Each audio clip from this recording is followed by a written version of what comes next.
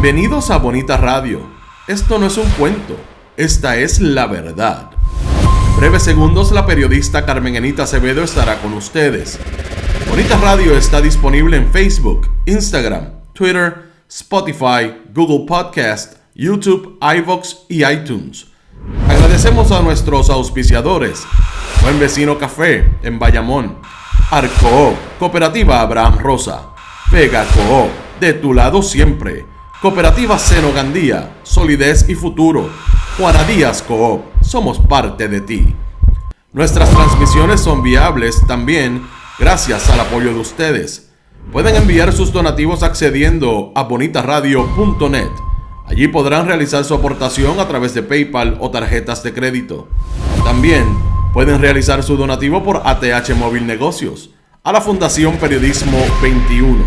O pueden enviar un cheque o giro postal a PMB número 284, P.O. Box 194000, San Juan, Puerto Rico 00919-4000. Bonita Radio, esto no es un cuento, esta es la verdad. Con ustedes, la periodista Carmen Enita Acevedo, en directo desde el estudio Roberto el Indio Acevedo. Buenas tardes, Puerto Rico y el mundo. Soy Carmen Enita Acevedo y estamos en ¿Qué Palo es Noticia? En ¿Qué Palo es Noticia? A las 5 de la tarde. Nos vamos a tratar de trasladar al análisis de lo que es la estrategia de comunicación y la comunicación estratégica, si alguna, que hay en el mundo público de Puerto Rico hoy.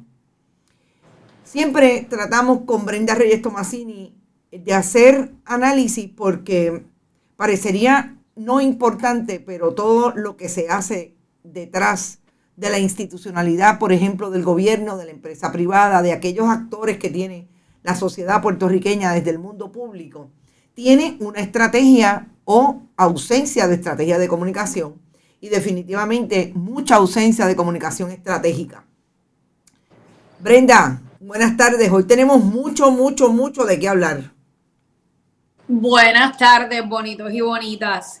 Encantada de estar aquí con ustedes en la tarde de hoy y sí, hay mucho con demasiado, han pasado muchas cosas. Demasiadas cosas. Yo quisiera empezar por algo que no toqué esta mañana y que me parece importante traer, y es la posición que ha ocupado en las últimas 72 horas.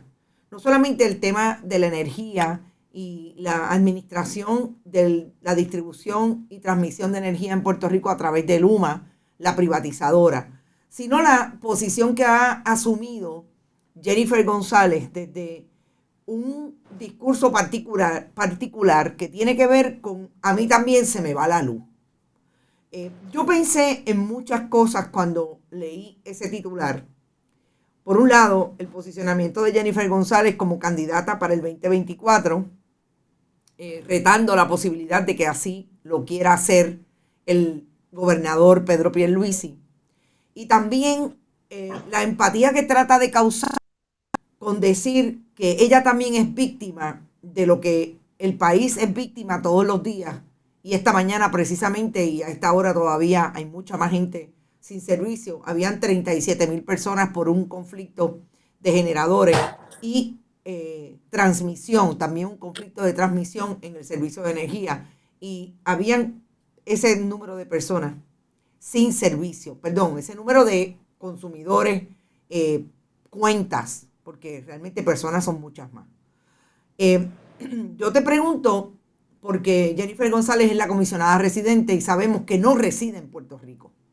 Tiene una residencia entre Puerto Rico y Estados Unidos porque hace su trabajo en Washington. ¿Cuáles fueron tus primeras reacciones cuando tú escuchaste a Jennifer González? A mí también se me va la luz. Bueno, pues mira, voy a ir, ¿verdad? Como te comentaba fuera de cámara cuando comenzamos a hablar, yo todo lo analizo con una cabeza muy fría en términos del contexto de lo que viene siendo la comunicación política. Mira, yo creo que ella busca generar una empatía con el público. La portada de un rotativo del día de hoy, donde ella dice, y el titular lo tengo aquí al lado, es "insatisfecha con Luma Energy", Y cuando pasas, ¿verdad?, a la página, al volcar la página, te tropiezas con una nota justo al lado que termina esa entrevista hablando de la boda. Bueno, yo creo que es muy claro que el asunto de Luma da paso, y esta portada, a que Jennifer González ha declarado extraoficialmente su candidatura. ¿Y por qué lo digo? Porque ella está insatisfecha con el servicio de Luma y ella quiere buscar una emoción. Esa emoción que ella busca es la empatía con el público puertorriqueño. Ella se distancia de la postura de Pedro Pierluisi y ella indica que ella dice, va a haber un costo si salimos de este contrato. Pero por otra parte, este contrato, como nos va a costar salir de él, mejor vamos a fiscalizarlo.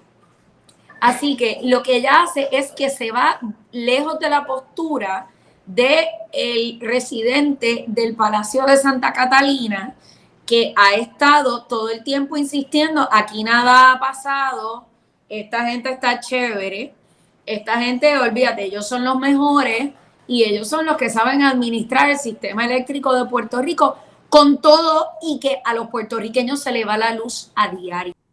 A diario. No Claro. es que se nos va una vez, se nos va 2 y 3 veces a los puertorriqueños el servicio energético.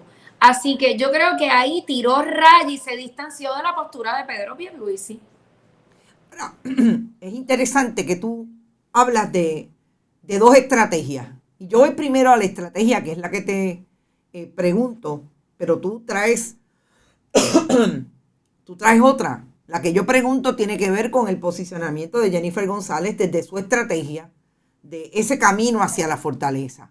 Pero tú me traes un elemento adicional que es la estrategia del medio de comunicación, en este caso tradicional. Cuando coloca una historia de Jennifer González que da en portada estableciendo que ella no está satisfecha con Luma, trae una estrategia para tratar de salir de lo que ella sabe es un tostón para el Partido Nuevo Progresista, que es haber traído una privatizadora que no da pie con bola en ese asunto. Y una estrategia del medio de traer el asunto que puede provocar más empatía por lo que quiere decir que una persona se case o no se case de camino a la fortaleza. Esa es diferente, porque esa la asume un medio de comunicación que se supone que coloque en las páginas, en este caso de su periódico tradicional, las informaciones que son importantes para el país. Y yo voy a citar aquí a José Maldonado. Pollo Maldonado, el colega periodista, decía esta mañana, y Bonita Radio lo suscribe, que no sabe qué tema le importa menos que la boda de Jennifer González. Así es que, por un lado, es la estrategia que trata de utilizar y utiliza la política, la persona que ha vivido de la chequera del pueblo de Puerto Rico en las filas del Partido Nuevo Progresista desde su representación en el gobierno. Y por otro lado, la información que le es importante y le intenta traer el medio de comunicación colocándolo al lado de una noticia tan importante como es la estrategia o no que tenga Jennifer González para salir del tostón de Luma. Pues mira, te voy a decir que en un análisis crítico de medios, aquí sencillo, lo que me deja entrever es que este medio que tiene esta portada en el día de hoy ya tiró y cerró filas con una candidata. Y el otro medio, grande, tradicional, está cerrando filas con el gobernador de Puerto Rico. Eso es lo que pasa, ¿sabes? Ella eligió este medio para su portada, porque es una portada insatisfecha con Luma Energy, porque es la portada del periódico. Claro. Entonces, tú no llegas a la portada a hablar de la boda, pero la noticia se coloca en la segunda página del periódico. Claro. Dice: comisionada ofrece detalles de su boda. La ceremonia nupcial será en la iglesia Santa Teresita. Entonces, tiene una estrategia de comunicación de camino a la fortaleza, le preguntaron ayer, ella dijo que ella no descarta que lo que el pueblo le pida. Yo empecé en la Cámara de Representantes y yo terminé comisionada residente. ¿Qué está diciendo la comisionada residente? Pues que ella va a estar donde el pueblo de Puerto Rico, o su pueblo estadista, vamos, su fiel rebaño estadista, le pida que ella esté. Yo voy a traer a ese argumento porque yo sabía que nos íbamos a detener mucho aquí y me parece que es importante. Porque esta es la persona que quiere ser gobernadora y que está utilizando una estrategia, como tú dices. Vamos a hablar del populismo del que habla Macri en Argentina con Luis Fortuño, el más populista de todos los gobernadores en Puerto Rico. Desde el populismo, trayendo una información para vincular o traer o provocar esa empatía de las huestes del Partido Nuevo Progresista hacia su candidatura. Y es el elemento que cuando Jennifer González habla de dónde se va a casar, quien sabe dónde se casó la única mujer gobernadora que ha tenido Puerto Rico sabe que Jennifer González está haciendo todo esto estratégicamente a propósito. Si la María Calderón se casó en la iglesia Santa Teresita la primera vez con su esposo, el padre de sus hijos, González, en esa iglesia, fue con el primer esposo, el segundo fue González, en esa iglesia, y todo el mundo lo sabe, Jennifer González está escogiendo los lugares emblemáticos para colocarse como la posible segunda mujer gobernadora de Puerto Rico. Es una pregunta para ti. Sí, no, yo estoy totalmente de acuerdo. Ella definitivamente está buscando marcar la historia de su partido siendo esa candidata fuerte que vaya contra Pedro Pierluisi. Y te voy a decir, Pedro Pierluisi tiene lo que se llama el poder de la incumbencia, que no lo tiene y no lo tiene. Digamos que un candidato sólido que está en el poder tiene el famoso poder de la incumbencia, pero como he dicho anteriormente en Bonita, me luce a mí que Pedro Pierluisi ya es un lame duck o un candidato que toma decisiones porque sabe que no va a correr, que es una figura que no es viable políticamente. Jennifer González ha tomado una serie de pasos, como tú bien dices, marcando, por ejemplo, su participación en San Juan Moda, insertándose en la vida social del país, dejándose ver con su pareja José Llovín, ¿verdad? Como cualquier hija de vecina, corriendo un canal en Camuy, de vacaciones, con su pareja en una piscina, posando para la foto. O sea, es una construcción. Entonces, mucho de lo que yo analizo tiene que ver en esa construcción. Esa construcción se está dando como si ella fuese una figura del mundo del espectáculo. Es una construcción mediática, muy mediática para el pueblo, para las masas, para llegar a unas masas muy tradicionales que pues ven con buenos ojos ese matrimonio por la Iglesia Católica, como tú bien dices, en un lugar muy emblemático. Y una de las cosas que tiene Jennifer González a su favor es que ha sabido utilizar todo este aparato de la comunicación de masa, los medios, ¿verdad? Para tratar de despertar una emoción. Y yo te comentaba que, ¿verdad? Y lo he dicho anteriormente también, Bonita, eso es lo que debe buscar un político en una campaña. Más allá del mensaje, más allá de lo racional, un político siempre debe buscar ¿verdad? Despertar esa emoción. Esa emoción que Jennifer González que trata de despertar en el pueblo puertorriqueño se llama alegría. Ahí hay varias emociones, son 5 las emociones que se supone que una persona pueda despertar: coraje, tristeza, miedo, enojo. Entonces, Pedro Pierluisi se ha encargado de despertar esas emociones, las negativas, que son el miedo, el enojo, el asco, la tristeza, Y entonces Jennifer González va encaminada a separarse y despertar esa emoción positiva. Entonces, una cosa es lo que siente el pueblo, las emociones del pueblo, y una cosa es la que despierta el político. Es un análisis bien profundo que podríamos hacer sobre el tema de las emociones. Pero fundamentalmente hablando, yo te digo que ella lo está haciendo. Las emociones se propagan, son como un virus. Ella quiere en agosto que todo el mundo esté contento y feliz porque ella se casa y ella quiere spread the joy, como dicen allá en el norte, ¿verdad? Y esas emociones es por contacto. Ella habla en esa entrevista del medio hoy de comenzar una familia. Ojo, no dudemos que haya un bebé de camino a Fortaleza o una familia de camino a la fortaleza. Lo han hecho los hombres, lo han hecho los políticos. Es muy común tener niños pequeños en Fortaleza. El gobernador tiene a Maya, la perrita. Mira, esa perra hace tiempo que no sale. No, pero mira, y entonces hay algo bien importante, Carmen, y las emociones tú las despiertas con una narración sencilla, bien sencilla, una historia que tiene un principio y un final. ¿Qué tú crees que está pasando aquí?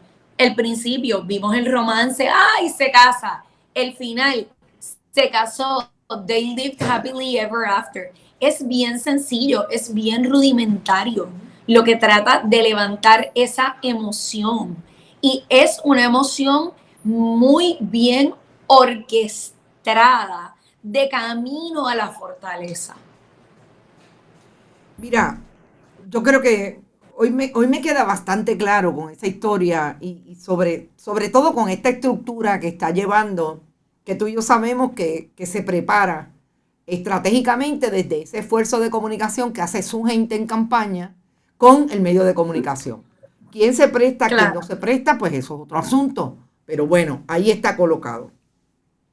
Pero sobre todo, nosotros esta mañana hablamos de lo que nos parece más preocupante en ese camino hacia la fortaleza, como tú le llamas, con todo este andamiaje de estrategia populista para atraer la emoción de un sector del Partido Nuevo Progresista que todavía piensa que casarse, tener hijos, llegar a la fortaleza y tener poder, pero sobre todo, casarse y tener hijos es importante para una mujer poder llegar hasta donde quiere llegar. Y en este caso, Jennifer González se prepara para querer llegar al puesto máximo electivo, que es la gobernación.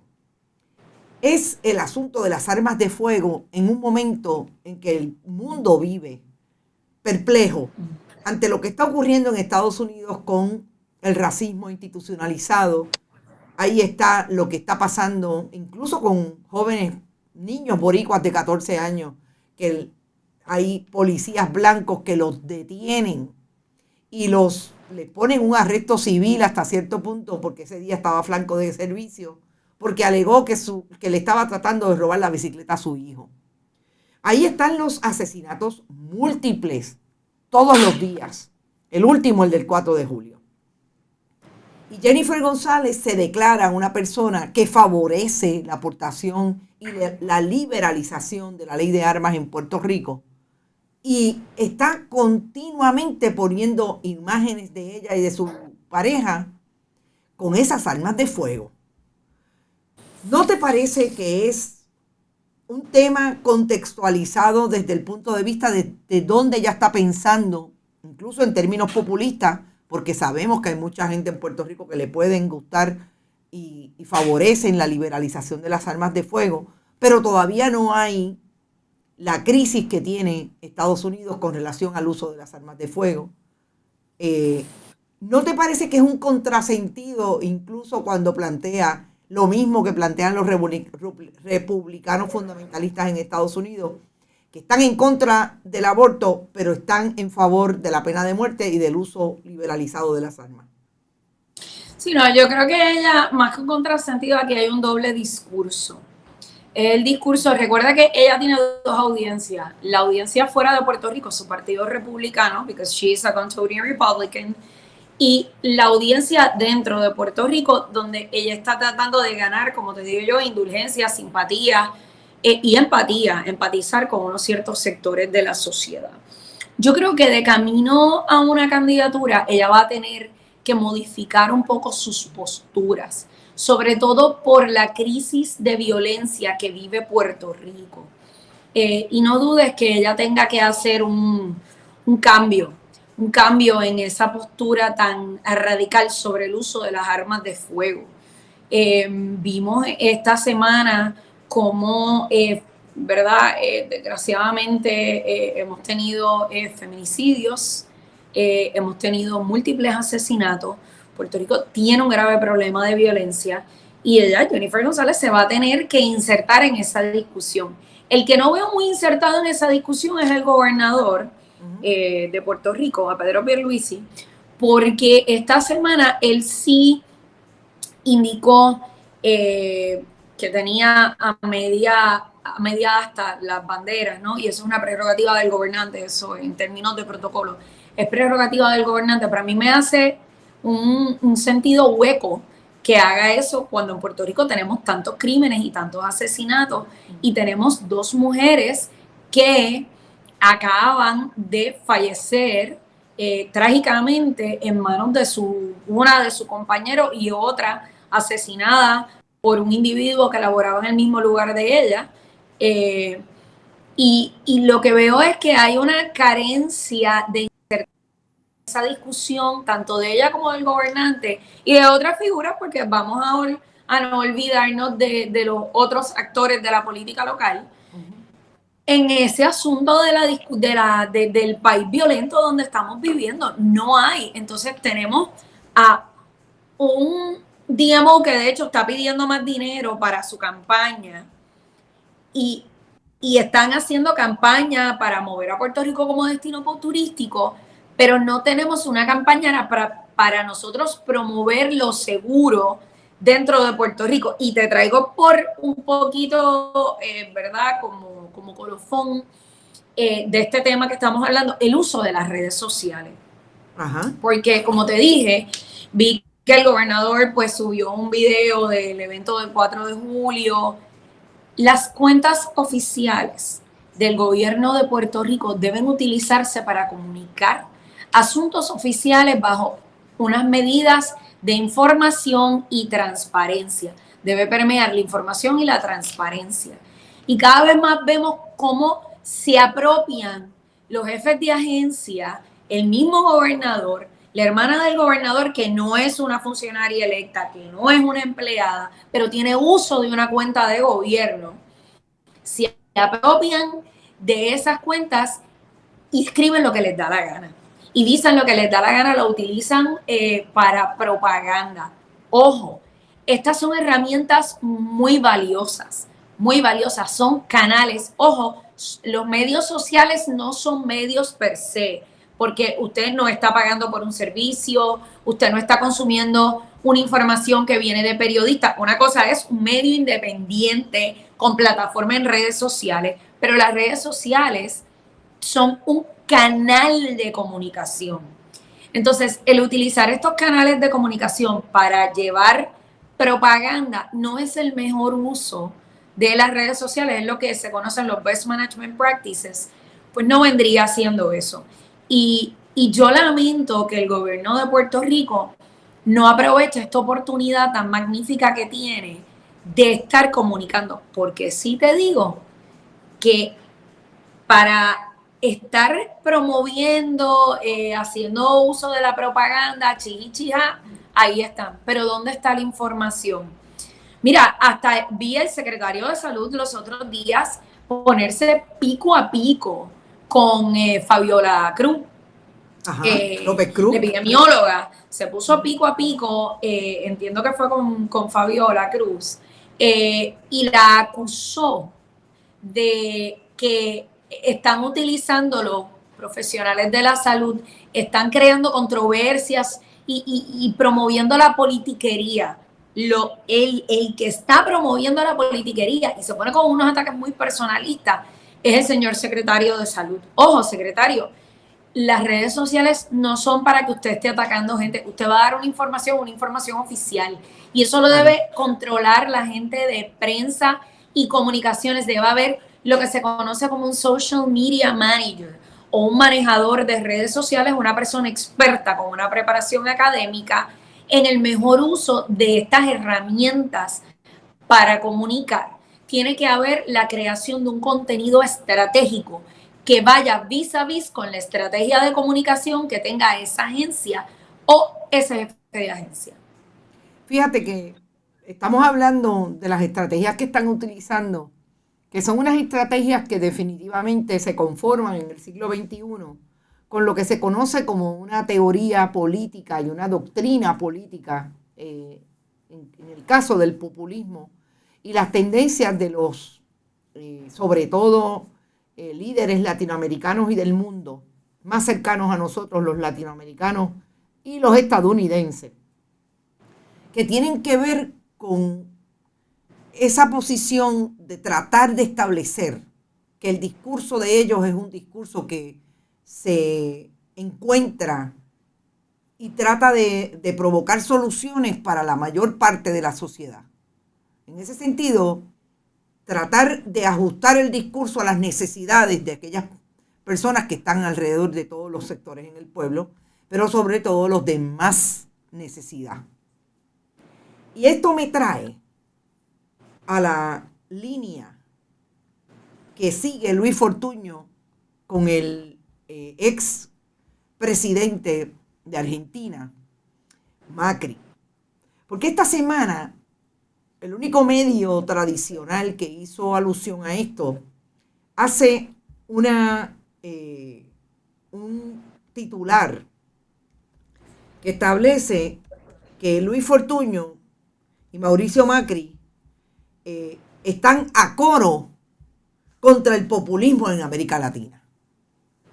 Esto no es otra cosa que desvirtuar el concepto de populismo, porque lo que han hecho Mauricio Macri y Luis Fortuño a través de sus dos, una presidencia y la otra gobernación, ha sido precisamente utilizar el discurso populista para llegar a aquellos que querían comprarle el voto y lo compraron.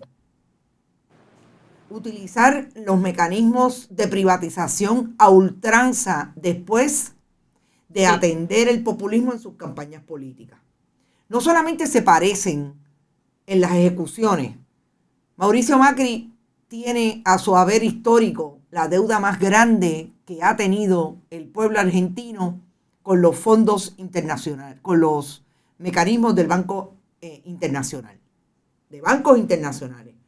Y Luis Fortuño, la deuda más grande en más corto tiempo, en el caso de Puerto Rico y más propiamente en el caso de la Autoridad de Energía Eléctrica.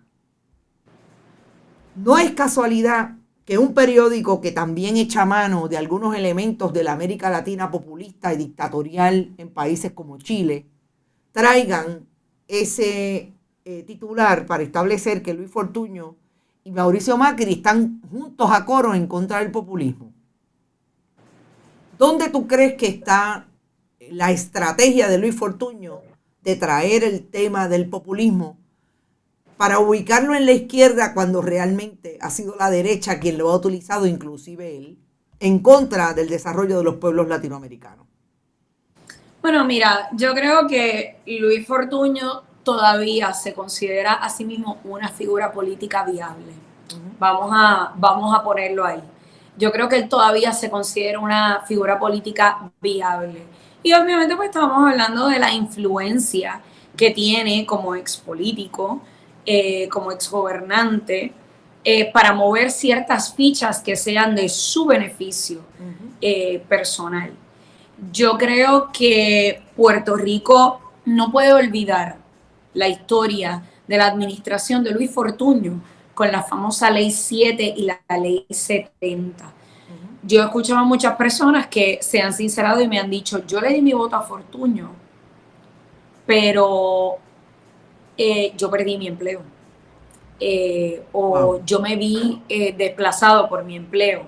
Recuerda que Luis Fortuño llega al poder porque había un caso también con Aníbal Acevedo Vilá y la figura de Aníbal Acevedo Vilá y el Partido Popular iban perdiendo arraigo y fuerza.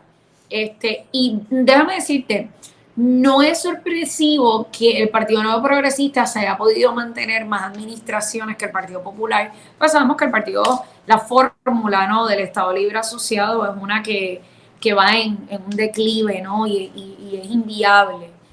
Pero nada, te comento que yo creo que Luis Fortuño todavía piensa que tiene vida política y que puede influenciar el quehacer político en Puerto Rico. Eso pues, no tenemos una bolita para saberlo, ¿verdad? No somos adivinas, pero mi sentir, mi parecer, analizándolo es eso y pues yo creo que es una estrategia más bien de posicionamiento de parte de Luis Fortuño. Oh, es interesante, pero fíjate que yo siempre he creído, y aquí no necesariamente íbamos a llegar a esto, pero llegamos, que Luis Fortuño es ese glotón político que no está pensando en Puerto Rico como su posibilidad política, y sí como la posibilidad de tener un posicionamiento político electivo en Estados Unidos. Balón, Puerto Rico es balón. Exacto. Puerto Rico es balón, acuérdate, él es estadista. En vez de asociarse a alguien del norte, está hablando con alguien del sur. Es una perspectiva un poco más internacional. Por eso te digo, Luis Fortuño es un animal político con vida. No lo digo, ¿verdad?, en el sentido derogatorio ni despectivo, sino que se utiliza, ¿verdad?, comúnmente en el mundo de la política. Él todavía es un político con vida.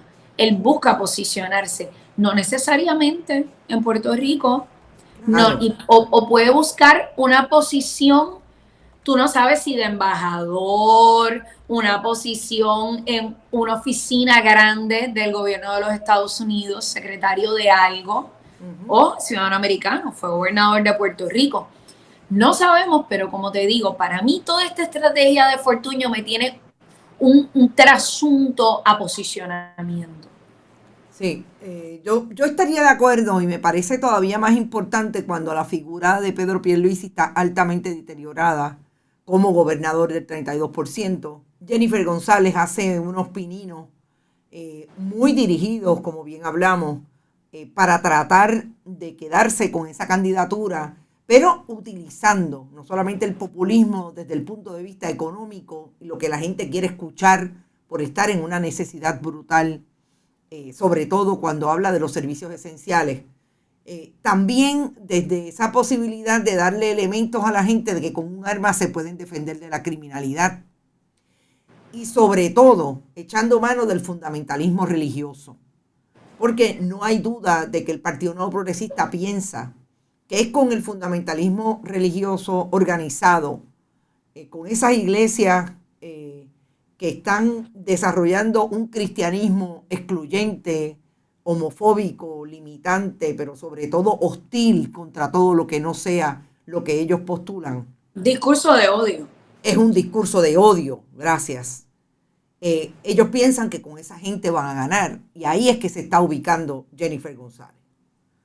Yo creo que hay un último tema que yo quisiera que tocáramos y de alguna manera lo voy a resumir en un titular que colocáramos ayer de que el gobierno de Pedro Pierluisi, que cacarea ser un gobierno de ley y orden, todo lo que hace a través de sus jefes y jefas de agencia, a través de la inconsecuencia, la falta de transparencia, pero también la falta de que hayan rendición de cuentas de parte de la oficialidad del Ejecutivo, colocan al gobierno de Pedro Pierluisi en un gobierno ilegal desde el punto de vista de que no tiene disciplina legal.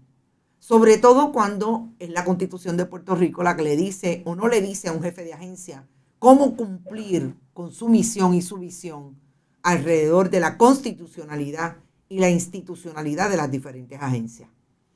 Hay múltiples ejemplos. Yo no quiero entrar en ninguno en específico porque quisiera dejarlo a tu comentario de lo último que ha ocurrido alrededor de esa imagen de que el gobierno de Puerto Rico no sigue la ley y el orden? Mira, yo creo que esta cuestión de que el gobierno de Puerto Rico no sigue la ley y el orden y no sigue ciertos preceptos básicos que debemos considerar a la hora, ¿verdad?, de ser una democracia, se recoge muy bien en algo que leí hoy, que dice que la incapacidad de Puerto Rico de gobernarse y de tener una solvencia económica es lo que impide que Puerto Rico sea Estado. Esto es solamente algo que estuve leyendo hoy. Yo creo que Puerto Rico hace mucho tiempo dejó de ser un país de ley y orden. Hace ya mucho tiempo. La prueba de eso es la presencia de un gobierno federal en Puerto Rico tomando acciones y decisiones que el gobierno estatal ha sido incapaz de tomar. Y ahí tienes hoy la sentencia de Silvia Carreño, jueza, sobre el antiguo alcalde de Guayama. ¿Tú crees que eso hubiese pasado en el gobierno de Puerto Rico? Cuando nuestros secretarios de justicia llevan casos tan robustos y tan sólidos. Aquí tiene que existir el aparato federal en ciertas áreas, sobre todo orden y seguridad. Y yo creo que ahí es que tú te das cuenta que esto hace mucho rato dejó de ser un lugar donde el propio gobierno, estado, territorio, como lo quieras llamar, país, tiene su capacidad para gobernarse y salir airoso en asuntos fiscales, después tenemos una Junta de Control Fiscal, y en asuntos de seguridad. Voy más allá, el gobernador de Puerto Rico ayer habló porque se convocó una extraordinaria para un subsidio para pagar el agua y la luz. Ajá. Cuando la gasolina bajó de $100 el barril. ¿A quién estamos subsidiando? A Luma. Estamos subsidiando operaciones perdidosas de un ente privado que dijo que iba a privatizar, que iba a mejorar el servicio. El mismo gobernador está en récord. No lo digo yo. Hay un video por ahí corriendo en las redes sociales donde él se reafirma en que la empresa que venía a administrar no iba a subir el costo de la energía. Luego, subió la gasolina. Bueno, pero estamos hablando que vuelve a bajar. Entonces, exacto, está buscando un mecanismo. Esa es la incapacidad de gobernarse. Busca un mecanismo para llenarle el bolsillo a un tercero y desangra las arcas de la corporación del Fondo del Seguro del Estado, desangrando. ¿Sabes qué, Carmen Enid? Este es el camino a una segunda quiebra. Yo no soy economista, soy puertorriqueña, soy jefa de familia, trabajo muy duro por mi país, amo mi país, pero vamos camino a una segunda quiebra, ¿sabes? La demografía de Puerto Rico no se sostiene con una población adulta. No estamos trayendo el suficiente dinero, no lo vamos a recaudar en planes, exacto, en pensiones, en retiro. Cada vez es más gente las que se desconecta del sistema que provee el ente que trajo el gobierno de Puerto Rico privado a administrar la Autoridad de Energía Eléctrica. Entonces, cuando tú analizas todo eso, tienes la receta para la incapacidad. Claro. Más que la receta para la incapacidad, tienes la receta, y quizás yo te hago una pregunta porque tú eres servidora pública. ¿Hasta dónde los servidores públicos atados, alienados al partido político, alienados del país, enajenados del país y enlazados y afianzados por el partido político, dejaron de ser esos servidores públicos que tú y yo hemos discutido anteriormente, que nos enseñaron a nosotros en la crianza, que eran los que velaban por los grandes intereses del país? Fíjate que estoy diciendo los grandes intereses del país, no los grandes intereses de unos pocos.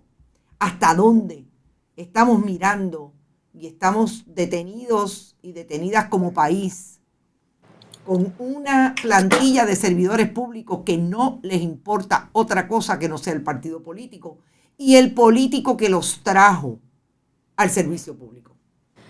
Mira, yo creo que eso es un análisis bien complejo, no es tan fácil como parece, pero yo conozco gente que vive el servicio público y lo ve como su herramienta de movilidad social.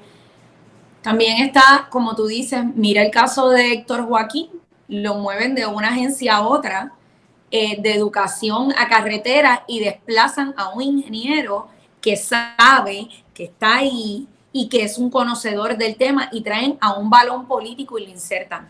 Eso desmoraliza. Ahí, perdóname que te interrumpa, ahí tengo que corregir algo. Luis González Rosario no es ingeniero.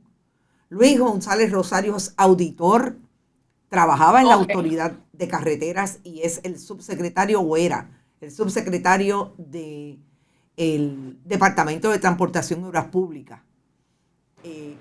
Esa persona es la que va a sustituir a Héctor Joaquín Sánchez, o sea que hay un canjeo de comisionados de barrio del Partido Nuevo Progresista en ambas agencias. Pero mira el punto al que voy. Tú haces ese cambio, tú desmoralizas a la fuerza laboral, desmoralizas al empleado de carrera, desmoralizas al que llegó al servicio público con esa visión de cambio, con esas ganas de aportar, que creo que es cada día el menos que queda, pero queda. Entonces, es bien desmoralizante. Yo pensé que él era ingeniero. Gracias por hacer la aclaración. Tú desmoralizas porque estamos perdiendo a Brenda. Sí, no, la estamos perdiendo. Si quieres,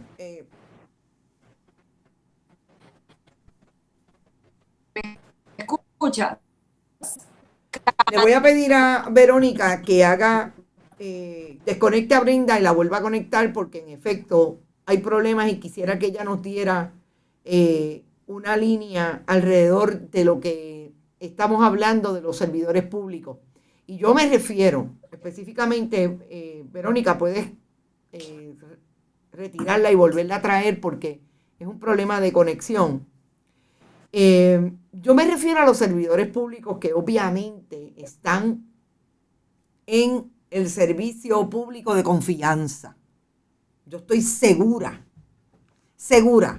que hay jefes de agencia en Puerto Rico, ya regresó, vamos ahora, voy a cuadrar con esto, que hay funcionarios públicos en las agencias que hacen su trabajo. Ahí están los que hicieron su trabajo en el caso de la cantera de corrupción en Aguadilla.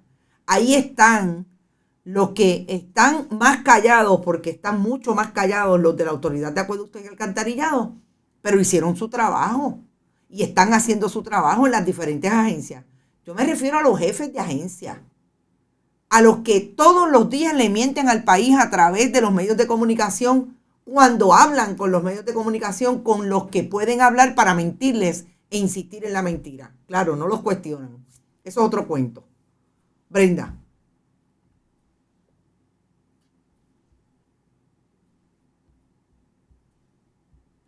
No regresó porque definitivamente teníamos serios problemas. Yo no sé si la podemos volver a traer, pero bueno. Es que hay serios problemas. Bueno, yo creo que para completar, la discusión es interesante, la discusión es importante. Y yo creo que nosotros aquí hemos hablado con evidencia de las diferentes manifestaciones de los jefes de agencia que están en un constante media tour para tratar de ser influencers de los medios de comunicación desde las agencias. Ahí está el caso más flagrante entre la Autoridad de Acueductos y el Departamento de Recursos Naturales, es el caso de Rincón. Cómo el Ejecutivo protegió y envió policías a Rincón para proteger que no se demoliera el muro. Y alguien, que yo me imagino que fue el secretario de Justicia, le dijo, mire, hay una orden del tribunal, ustedes están protegiendo, evitando Y cuando se supone que estén derrumbando el muro, ustedes están evitando que Aquí se derrumbe, estamos. como dijo el tribunal. O sea, a eso yo me refiero cuando hablamos de jefes de agencia que no hacen su trabajo y son ilegal, asumen posiciones de no corresponder a lo que la misión y visión de la agencia se supone que estén haciendo. Brenda. ¿Me escuchas ahora? Sí, te escuchamos. Me he perdido la mitad de la conversación. Pero estamos hablando de los servidores públicos y la importancia de que regresemos al principio. Claro, claro, eso es bien importante. Se ha ido perdiendo con el paso de los años, como te digo. Yo creo que Puerto Rico ha perdido también, hablando de Fortuño, muchos de los buenos servidores públicos salieron con la ley 7 y la ley 70.